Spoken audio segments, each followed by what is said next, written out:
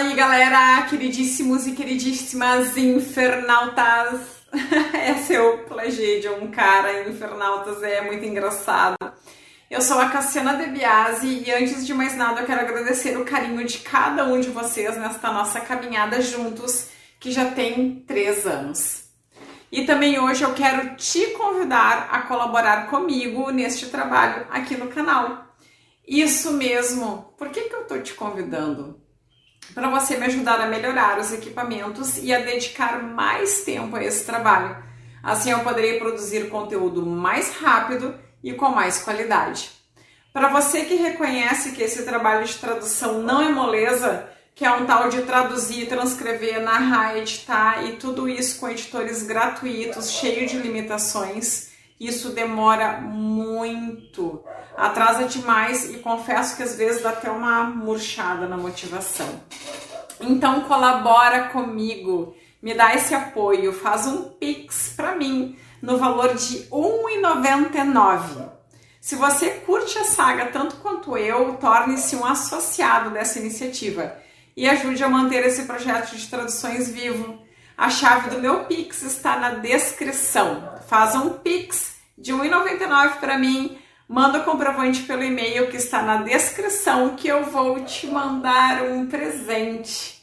Todos os meses que você colaborar comigo, eu vou te enviar um capítulo em PDF das traduções da saga, tá bom?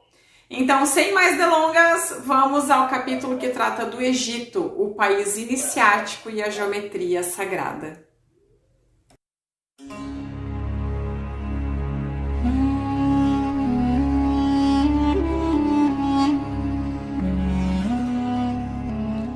Chegamos a um momento que muitos estavam esperando, que é o projeto pós-diluviano do Egito.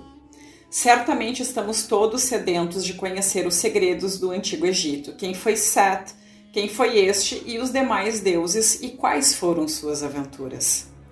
É necessário dizer que o enfoque que a saga dá a este capítulo com certeza vai surpreender a todos. Alguns para bem e outros, quem sabe, se decepcionem um pouco, já que estamos saturados de informações manipuladas. Muito do que é visto na mitologia egípcia são padrões que se repetem na grega, na hindu e nas demais. Chega-se a um momento que já não se sabe quem é bom ou não, e se confundem as identidades. Como o mesmo ser por detrás de várias deidades e inclusive cronologias confusas, contraditórias que dificultam o entendimento do contexto geral. Até mesmo em níveis energéticos parece haver um véu por trás da verdade, já que mesmo em regressões e hipnoses os estudiosos precisam lidar com dados controversos, tudo para mais uma vez ocultar a verdade sobre um dos pontos chaves de nossa história planetária.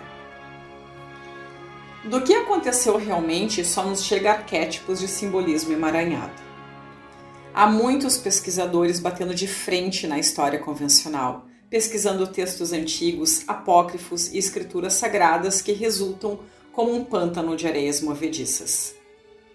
Já vimos em capítulos anteriores como o mestre Thoth, proveniente de raças ascendidas de 6ª dimensão, havia comandado um êxodo de mestres lemurianos e atlantes desde aquelas terras centenas de anos antes do dilúvio. E é aqui que marcamos a importância do Egito como civilização ao redor de 10.000 anos antes de Cristo, como está marcado claramente nos hieróglifos do Templo de Dendera, onde se vê os deuses vindo em embarcações desde o leste até o oeste, ou seja, de Atlântida para o Egito na Era de Leão, cujo signo zodiacal é o único que aparece montado em uma barca. Indicador claro do enquadre cronológico. Mas também é certo de que o Egito já existia antes. Se conflitamos os textos antigos do sacerdote egípcio Manetão, os papiros de Turim, onde aparece a lista dos reis humanos, mas também a lista de semideuses e deuses que governaram cada um por milhares de anos, os textos herméticos e todos eles, mesmo com suas divergências, apontam na mesma direção, de que o Egito é uma terra muito antiga, muito mais do que o reconhecido pela ciência histórica, governada por raças de deuses. Tendo este como ponto de partida claro e analisando as contradições entre esses textos antigos, é possível extrair uma outra vertente apontada por fontes esotéricas, a de um começo glorioso, de grande sabedoria e elevada espiritualidade, para ser finalmente corrompido o projeto egípcio pela infiltração de entidades obscuras, caindo na magia negra, atraído por alguns da própria Atlântida. Vale recordar que Manetão dizia em seus textos que o Egito foi governado, depois dos deuses e semideuses, pelos espíritos dos mesmos mortos, caindo assim em desgraça, onde alguns investigadores opinam tratar-se dos arcontes. Vemos mais uma vez como essas entidades, ao igual que fizeram com Lemúria e Atlântida, tentam corromper qualquer projeto humano que possibilite sua elevação espiritual e sabedoria. Assim, a saga toma como a data-chave do Egito a de 10.500 anos antes de Cristo, época da construção da pirâmide de Gizé, precedida pela pirâmide escalonada de Djoser, levantada por Imhotep, a qual teria sido a primeira máquina quântica depois de Atlântida, antes do dilúvio. As pirâmides foram erguidas graças ao conhecimento dos mestres atlantes e lemurianos, suas capacidades psíquicas, levitação por som e o conhecimento do poder oculto de gemas como o quartzo. Todas essas tecnologias provenientes de distintas raças do cosmos que vieram em missão e brindaram a humanidade com o seu saber. Serviam para vários fins. Eram desde balizas cósmicas a fontes de energias espaciais, mas sobretudo tiveram um papel fundamental no equilíbrio telúrico terrestre depois da catástrofe diluviana.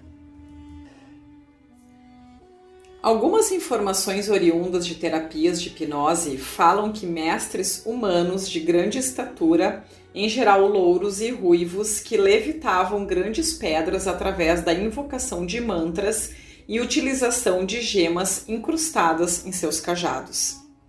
Os egípcios apenas ajudavam a empurrar as pedras suspendidas em levitação e encaixá-las no devido lugar. Também narram a participação de raças não humanas ultra-tecnológicas. É curioso que, como igual ao megalitismo, as primeiras construções egípcias são as mais perfeitas, e depois parece que como foram esquecendo aquele saber original. Há um documentário chamado A Revelação das Pirâmides de Jacques Grimaud, onde se encontram a opinião de destacados arquitetos e engenheiros que atestam em comum a inviabilidade de, mesmo com nossa tecnologia atual, chegarmos sequer perto dessas façanhas construtivas e de sua assombrosa exatidão. Devemos entender que o Egito foi um país desenhado para o despertar, correspondendo ao velho axioma de que como é acima é abaixo e como é dentro é fora. Assim, o curso do Nilo foi variado para plasmar a Via Láctea na Terra, da mesma maneira que as 3 pirâmides de Gizé representam o cinturão de Órion na data de 10.500 a.C.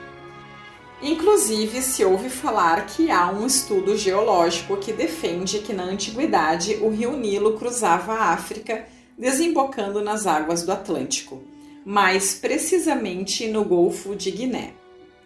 Assim como se levantaram uma série de templos em imitação aos 7 chakras do ser humano, para que o iniciado nos mistérios fosse avançando templo a templo, trabalhando desde dentro dos mesmos seus próprios chakras. Assim como já foi relatado anteriormente, a saga pretende abordar esse tema do Egito não em base histórica tradicional, mas sim pela teoria da missão egípcia para a humanidade, que é a de ser uma ferramenta de despertar, o de um autêntico país iniciático.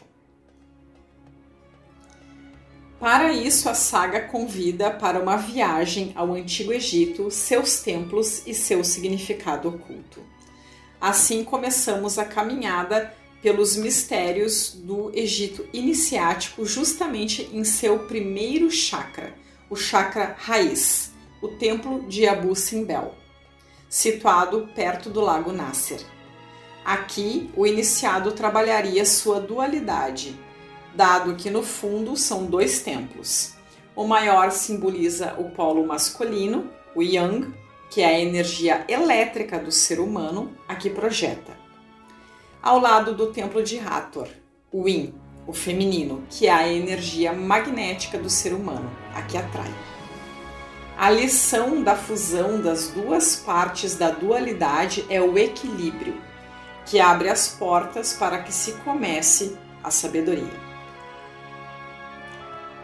Uma vez superada essa fase primária, o iniciado passaria ao templo de Ísis, o segundo chakra, que representa a Grande Mãe, onde se trabalha a parte do mental inferior, as emoções tão difíceis de controlar neste plano de dualidade. Nesta fase se começa a trabalhar os conceitos de paz e misericórdia, os quais não têm contraparte quando se está em equilíbrio. Se daria assim o passo ao terceiro chakra, o plexo solar, representado pelo templo de Hatshepsut, onde iniciaticamente se encontra agora a humanidade. Esse templo representa a busca da paz, já que uma vez alcançada pela humanidade, a agressividade não teria mais espaço e se daria fim aos conflitos, cessando assim as guerras. Foi neste templo, quando nos tempos obscuros citados, que o Egito se perdeu e por onde teria entrado a magia negra. Uma vez o iniciado tendo alcançado a paz, avançaria ao chakra do coração, simbolizado no templo de Karnak, em Luxor. Esse ensinamento diz que a humanidade tem que despertar a partir do coração de forma natural. Neste local se encontra um pequeno templo, o de Sekhmet, que simboliza o verdadeiro poder do indivíduo, o poder interno. Estes templos refletem nosso futuro como espécie, quando seremos seres humanos integrais e passaremos de uma consciência fragmentada que não recorda suas encarnações anteriores para uma consciência unificada, passando a ser consciente de nossa bagagem como energia vital neste universo. O passo seguinte seria a pirâmide de Saqqara, que representa o chakra da garganta. Esta, como dissemos anteriormente, foi a primeira máquina quântica do Egito e se encarregaria de trabalhar a comunicação com os demais como consigo mesmo, pois o poder de ambos são necessários para se chegar à maestria. Primeiro é necessário descobrir e comunicar-se com o seu mestre interior, para só então poder se tornar um mestre para os demais. Chegamos agora à emblemática esfinge de Gizé, o chakra do terceiro olho. Aqui, o aprendiz dos mistérios teria uma aprendizagem fundamental para dar um salto qualitativo de consciência, trabalhando a capacidade superior de discernimento. Neste lugar, se encontram as várias câmaras seladas pelo mestre Thoth, os salões de Amenti, que, quando descobertos, se revelarão a verdade sobre a sociedade atlante pré-diluviana, e com a verdade exposta aos olhos de todos será posto fim a todas as religiões. Chegando então ao fim deste caminho, com as pirâmides de Gizé que representam também o chakra coronário, essas são puras máquinas quânticas para que se atinjam estados alterados de consciência, autênticas máquinas de ascensão. O famoso sarcófago do rei, como alguns já sabem, nunca foi o sarcófago de Quéops, e nem sequer estava naquela posição, senão que no próprio centro da pirâmide, onde a energia é mais intensa. Ali o iniciado, que já havia superado todas as etapas anteriores, deitava-se naquele receptáculo para experimentar a ascensão em vida, manipular os estados sutis de consciência e dominá-los antes de morrer. Assim, dessa maneira, quando finalmente abandonasse seu veículo físico, saberia navegar por estes reinos sutis, não cairia nas redes escuras do baixo astral e suas entidades, e de forma natural e consciente ascenderia à glória dos estados superiores do ser, pois da fonte universal viemos e a ela voltaremos. Se observarmos a pirâmide em si, podemos notar que trata-se de um prisma, não por casualidade, mas por estar inspirada na geometria sagrada da molécula de água. Já sabemos que se a luz passa por um prisma, sua onda se fragmenta em 7 cores, as 7 cores do arco-íris. Assim, pois, a fonte da luz universal se divide no ser humano em 7 centros vibracionais, 7 consciências, 7 chakras. Como vemos, a luz, desde a mais remota antiguidade, está ligada à divindade. É importante salientar ainda neste capítulo 3 temas mais, que são: um é que Narmer, ou Menés, o primeiro faraó que unificou o Alto e o Baixo Egito, seria basicamente o primeiro rei humano do Egito, aglutinando o território novamente depois de milênios de caos e desordem. Estes primeiros reis humanos recondicionaram as pirâmides do complexo de Gizé, entre outros. A segunda que, com a intenção de devolver a sabedoria tal qual vivenciada no primeiro esplendor do Egito, foi projeto seguido por Akhenaton. Defensores das teorias dos antigos astronautas e por fontes tanto esotéricas quanto canalizadas dizem que Akhenaton era um ser que procedia de ascendência siriana. Teria vindo em missão de tentar dar um último impulso ao projeto Egito, quando já muitos irmãos estelares haviam abandonado. Akhenaton, como siriano, tentou dar sequência ao trabalho e recuperar a sabedoria antiga, venerando mais uma vez o Sol, despojando as castas escuras de seu poder, a elite religiosa que pressionava os faraós para que mantivessem seus privilégios, praticantes da magia negra e corrompidos pela energia Conte.